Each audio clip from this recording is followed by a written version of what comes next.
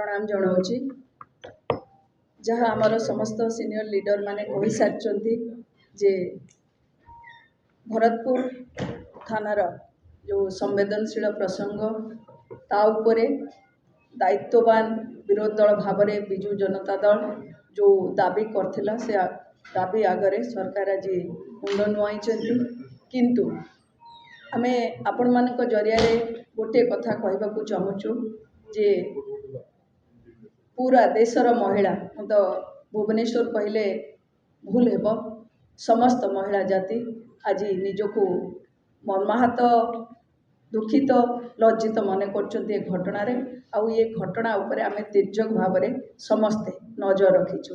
सरकार जो प्रतिश्रुति देइचंती जो कथा कही राति अधिया जे न्यायिक तदंतर रिपोर्ट 60 दिन भितर आसीबो आमे से रिपोर्ट को अपेक्षा करूछु।